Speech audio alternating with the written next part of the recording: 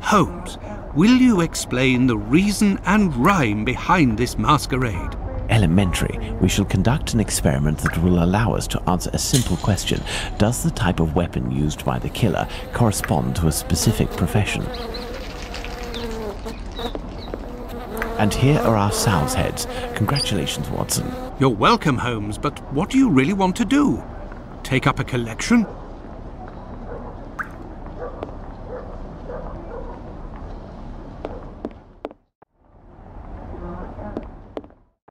There is nothing further to find in this room, Watson. However, I need some knives. Our only hope is behind this door. I need something.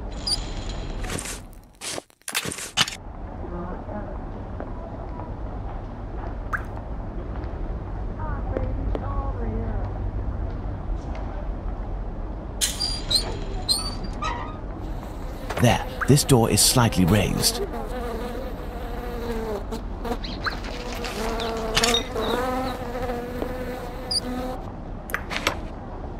Elementary. While I prepare our experiment, could you find me 2 knives? A small one, somewhat larger than a pocket knife, with a large, sharp blade. We'll need it to separate the bones and to cut through the thick skins. Then find me a long knife that's at least 13 inches long, no shorter, that's sharp and has a thick blade. Fine, Holmes, but I'd like to tell you about Hardiman. Do you know that he prepares his kebabs himself and... That he owns butcher's tools and uses offal? That's obvious, Watson. Pray, take my magnifying glass and my rule and get started, Watson. Find me these 2 knives.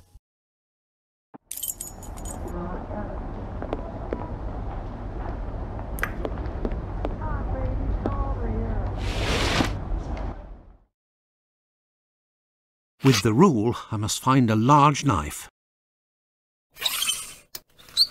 Size, 13 inches.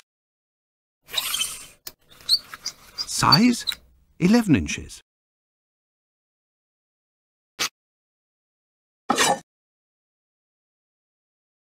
Thanks to the magnifying glass, I can find a small knife that matches Holmes's description.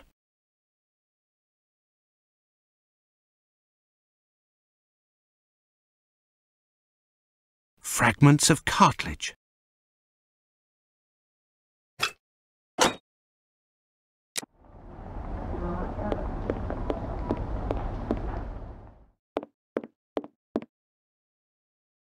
Here are the knives you asked for. Be careful, they're awfully sharp. Holmes, I must say that this experiment is making me rather uneasy, comparing animal heads to these poor women. You're right, Watson, but this somewhat shocking experiment may help to end this massacre and save other victims, you can be sure of that. Look, these pigs' heads are still bloody, which will suit our experiment perfectly. I have a pocket knife and a scalpel with me. With the 2 knives you just brought me, we have a similar array of weapons as those probably used by the killer. We saw 3 types of throat wounds on the deceased attributed to this man, those intended to slit the throat, those intended to decapitate, and the more superficial yet mortal wound that led to the death of the unfortunate victim in Dutfield's yard, Miss Stride.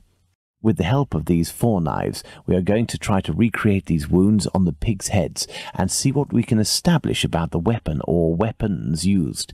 We may also be able to rule out Miss Stride as a victim of the killer of the other 3.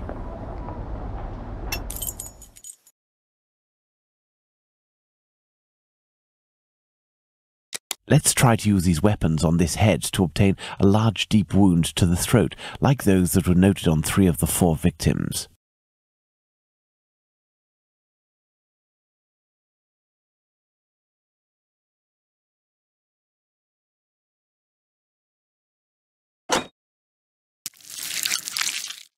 This little knife is very sharp and has a very wide blade.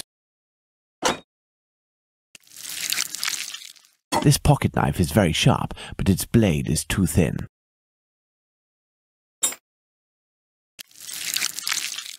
The wound is too shallow. Look, Watson, this knife easily penetrates the flesh. Elementary.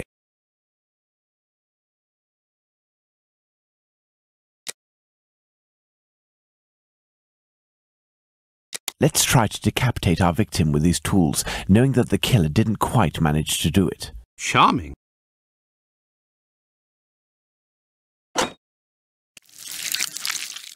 Look, Watson, this little knife with a wide base can easily slice the vertebrae of our porcine friend. The blade of this pocket knife is too thin to reach the vertebrae. With a scalpel, the wound is too shallow. This knife with a long blade easily slices the flesh, but cannot dislocate the vertebrae.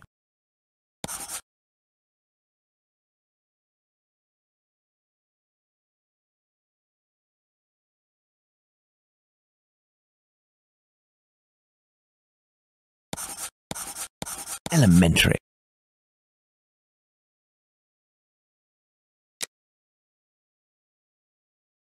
Let's see if these knives can inflict a mortal wound in a situation where a single quick blow is given. The scenario in question is that of Dutfield's yard. Look, Watson, the blade sinks easily into the flesh.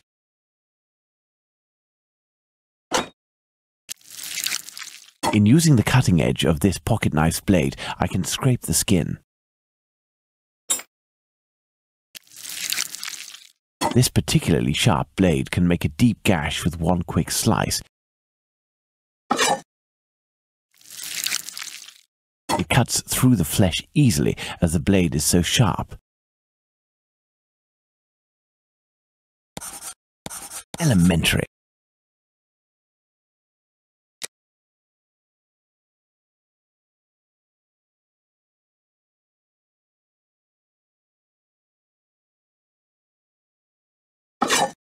That's it, Watson, the big knife. With respect to the opinion of the medical examiners who noted that a butcher's knife with a long blade would have caused the eviscerations on some of the victims, we can assume, Watson, that he only used this type of weapon as it is capable of inflicting all of the wounds displayed. Furthermore, the Dutfield's Yard murder remains attributable, for the moment, to the Whitechapel killer, if we are able to explain why the murderer used his knife in a different manner. Why not go there now? We will try to reenact the killer's actions that night. Our first objective will be to clarify, one way or another, the statements of Constable Smith as well as this Hungarian by the name of Schwartz. We must also try to find out more about the International Working Men's Educational Club, underneath which the murder took place, perhaps at the Wasp's Nest. Yes, let's go to Dutfield's Yard or wherever, but quickly. I am in urgent need of fresh air. Let's go to the Wasp's Nest.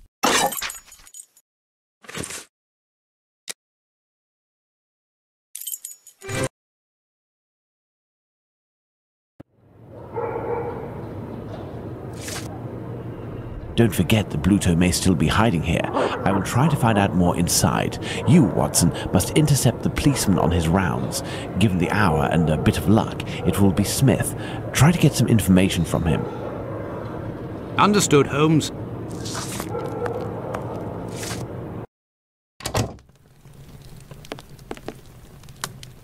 Hello. I know you. You're Squibby's guardian angel. You weren't dressed the same last time, but I don't forget a face. No hard feelings, eh? Join me in a glass? Your Jack the Ripper is on everyone's lips and written in all of the papers. You must be awfully proud of yourself. You have skill, that's for certain. It's a shame you use it to mask rather than discover the truth. You better believe that I'm going to find out who it is. I got a hold of old Schwartz's interpreter. You know, the Hungarian who saw Liz Stride get it. Doesn't speak a word of English. And when he went round to the station, another Jew went along to interpret. I found that bloke, and he repeated everything that had been said at the station. It won't be long before I find these fellows. Why do you say these fellows? Were there several of them? Do you not read the papers, or what? Well, given the rubbish that you read sometimes. Let me explain. At 12:45 a.m., Schwartz goes down Burner Street towards Fairclough, on the side of the road where the Workers' Club is.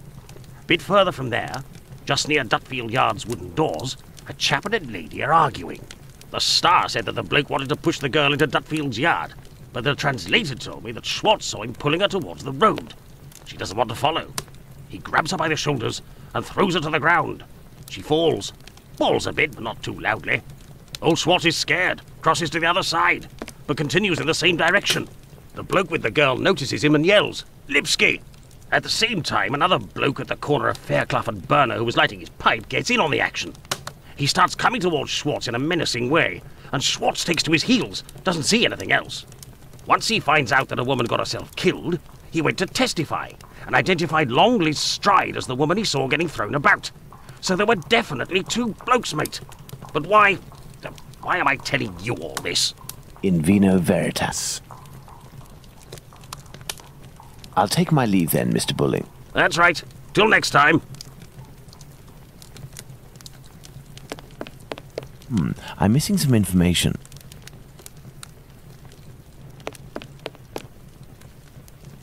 A draft, my good man.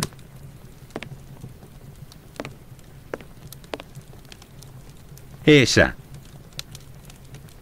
Tell me, was it not a mere stone's throw away from here that the Whitechapel killer struck last week? That'd be Jack the Ripper, that's his name. Slit the throat of a working girl in a small courtyard over there behind them big wooden doors. Below the Workers' Club? The very spot, below Lipsky and Co. I wouldn't be surprised if Jack was one of them, if you catch my drift. Lipsky and Company. Do you mean to say that someone called Lipsky runs this club? Nah, it's just that it's full of Jews. In Whitechapel, we call them all Lipskys, like that Lipsky who killed that girl in Batty Street last year. Oh, really? Last year, a Jew named Israel Lipsky killed a lass who was 6 months pregnant by making her drink acid. One trial and one protest by rabbis later, and he was hanging. By those who don't much like him, the Jews are called Lipskys. Is the term Lipskys used to refer to the Jews in the area, and is this club frequented by Jews? You got it. Socialist Jews even. They spend their evenings hollering, singing. I've seen them spitting on the bosses. And you know the victim? No more her than any other. The working girls don't drum up business too much in this street. They need a reason to end up here. Very well. Goodbye. Cheers. First and foremost, I must find P.C. Smith. Good evening, Constable. Good evening, sir. I am Dr. Watson. Would you happen to be P.C. Smith, the man who patrols this beat? That's me. And you work with the famous Sherlock Holmes, don't you? What can I do for you?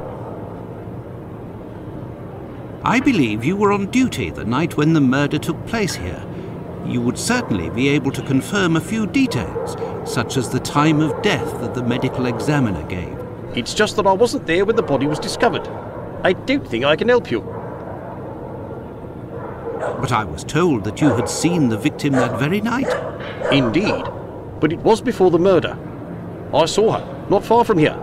She was talking to a man. It was around 12:30 or 12:35 a.m. What did this man look like? I only saw him from behind, really. He was wearing a short black outfit, a small felt hat like a cap in a dark colour, and a white collar. He seemed to be a respectable type. He was carrying a packet in his hand wrapped in newspaper, about 18 inches long and about 6 inches wide. His outfit reminds me of someone that I know. Was he a large man, on the older side? I don't think so, no. Even though I only saw him from behind, I would say that he was barely 30 years old, or even less. Say 28, or even less. 26 years old, and 5 foot 8 inches tall at the very most.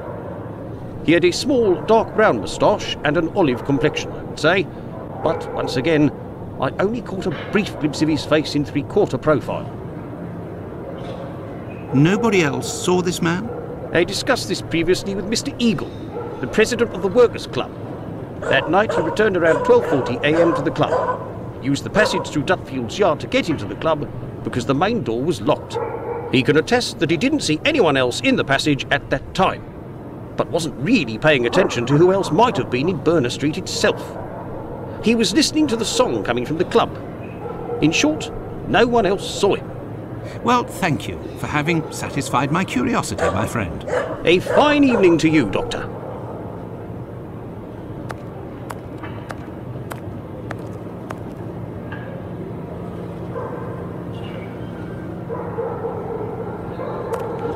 Well, Watson, let's go to Dutfield's yard. Dutfield's yard.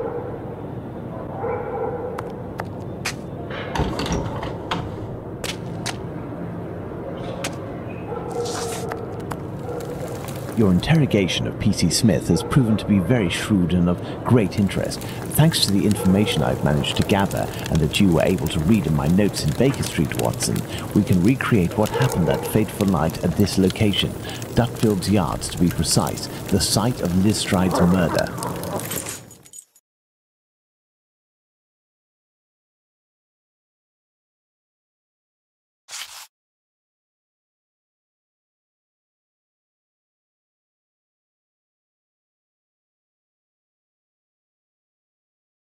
"12:20 a.m. The American leaves the Socialists' Club for some fresh air. The street is deserted. Midnight. The Socialist Club meeting ends. The members, mainly Jewish men, gradually begin to leave the club in little groups or alone.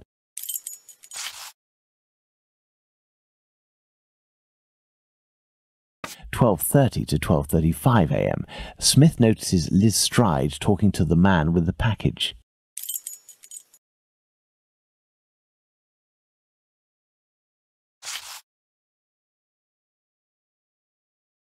"12:40 a.m. Eagle, the president of the club, enters the workers' club via the passageway through Dutfield's yard.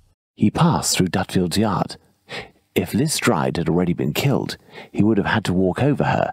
The murder, therefore, had not yet happened.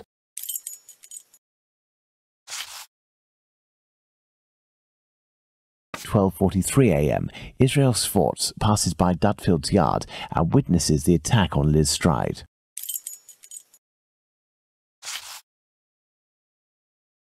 "12:44 a.m. Schwartz crosses to the other side of the road. The attacker sees him and yells, 'Lipsky!' The attacker must have shouted to his accomplice at the end of the road, 'Lipsky,' indicating at Schwartz using his head in an attempt to scare off this undesirable. 12:45 a.m. Schwartz runs away, followed for a short distance by this man.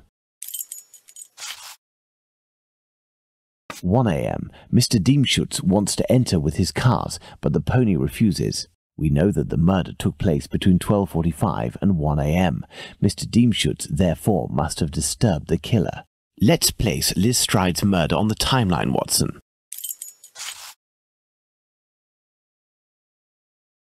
12:45 to 1 a.m. The murder of Liz Stride. It took place in this very spot, as the traces of blood were very confined. We will come back to this point in a few moments to elaborate on what could have happened. Well, we are still missing certain information in order to finish this investigation, Watson. Watson, imagine the victim laid down there on the ground.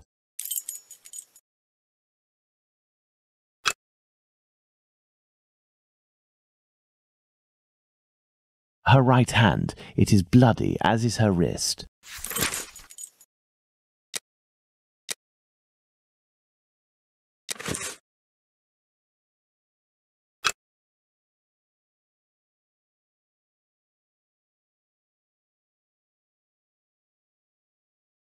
The throat, there is but one clean cut, slightly slanted downwards.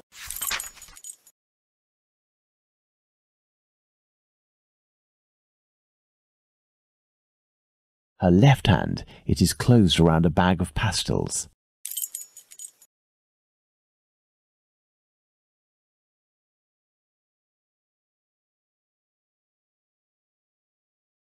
Her knees and dress, they are clean. The ground is muddy.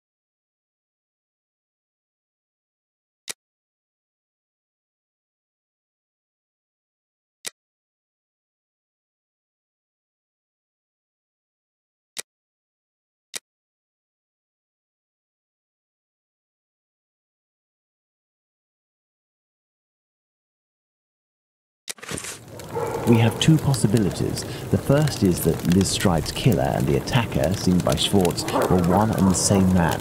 The second is that Liz Stride meets a client. After some discussion, they head towards Dutfield's yard to do their business. As soon as they arrive, the attacker appears while his accomplice keeps watch. Schwartz's arrival dissuades the two men from lingering. They leave the area and leave Liz Stride in a tense state, but glad to have kept her client. He will be her murderer. Both hypotheses are possible, but an incongruous detail will serve to corroborate one of them. An incongruous detail that we were able to establish regarding the Hanbury Street murder. Which one would that be, Watson? Look at the victim carefully, Watson, and tell me the link between the murder of Liz Stride and those of Nichols and Chapman.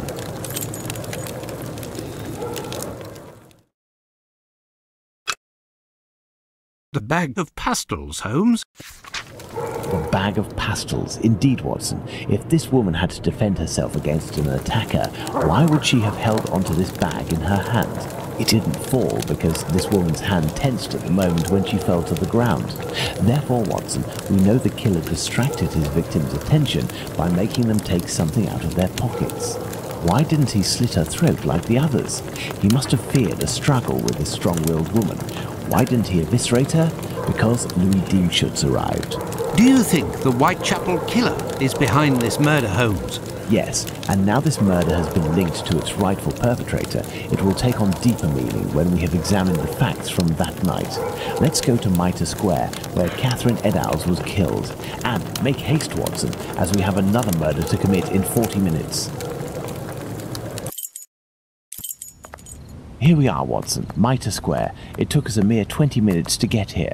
If the killer left Dutfield's yard around 1 o'clock, as we assume, he would have arrived here at around 1:20 a.m. We know that Catherine Eddowes' body was discovered at 1:44 a.m.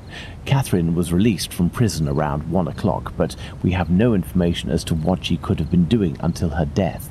This place has 3 possible ways out. Let's see where they lead. As a precaution, I brought an old map of the area with me. It will help us get our bearings. Let's hurry, Holmes. This neighborhood makes me ill at ease.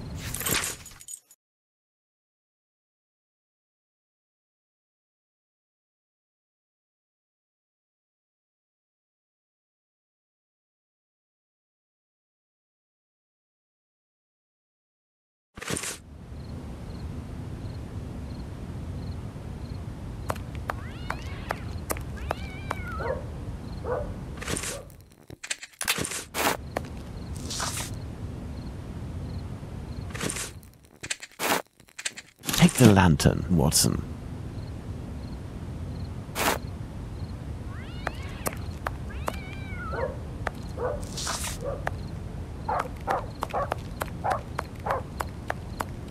Church Passage. It must be opposite the Imperial Club at 16 to 17 Duke Street.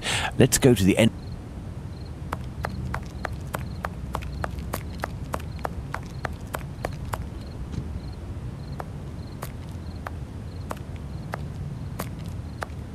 Hello, you must be Abraham Solomonovich, am I right? Yes, that's me.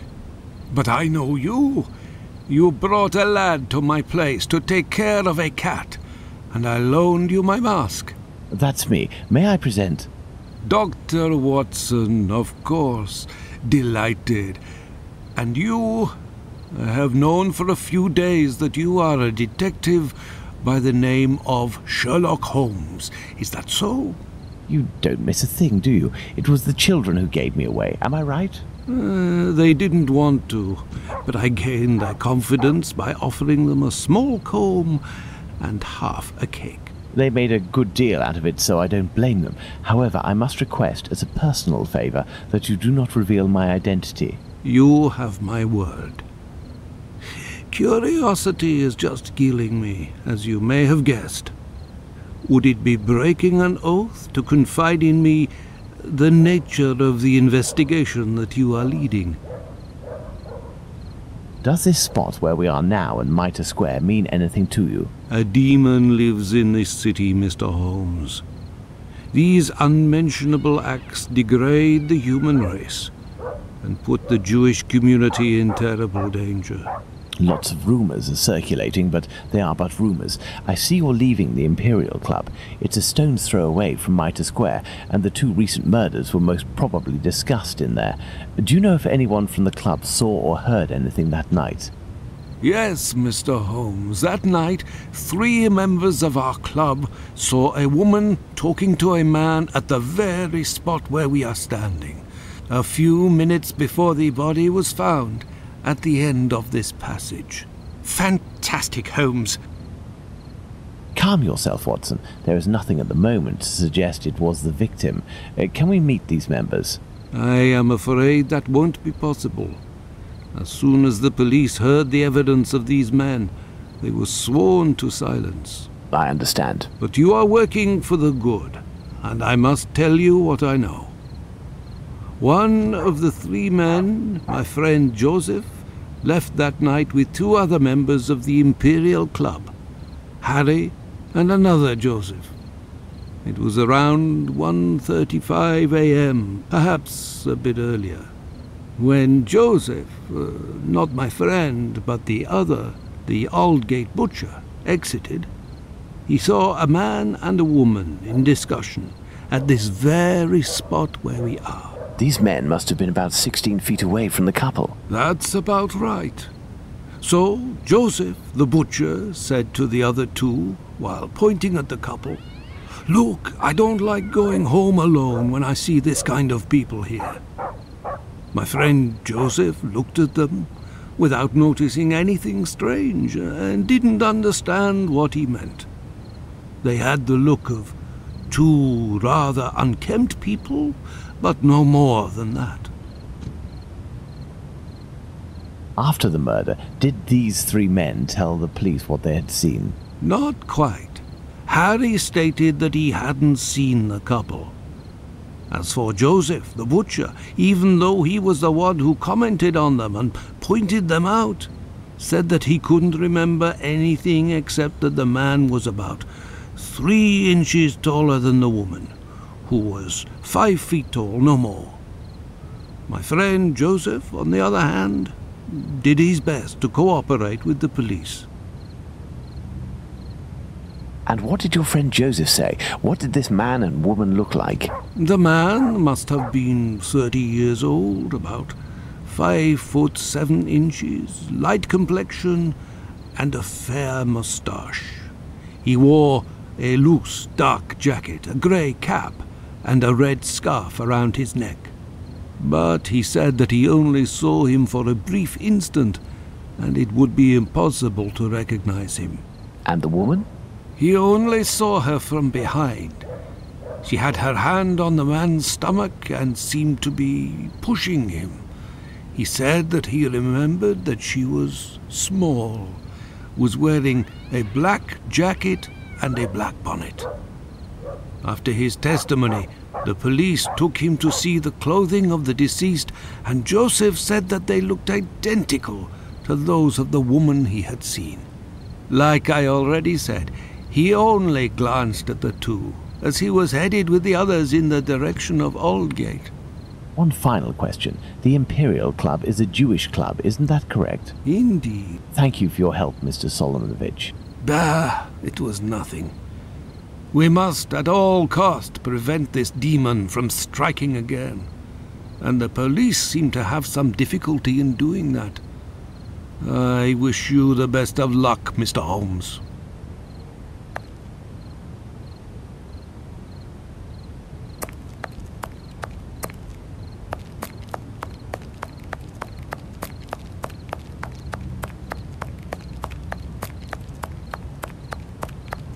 This dark and narrow passage leads to St. James's Place. Nothing of interest here.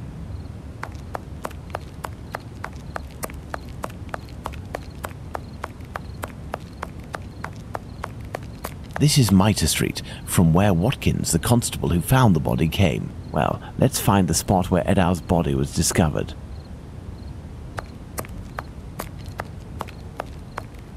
Watson, we are now in the exact spot where poor Eddowes tragically ended her days. This spot is very dark, Holmes. That is probably why our murderer chose it.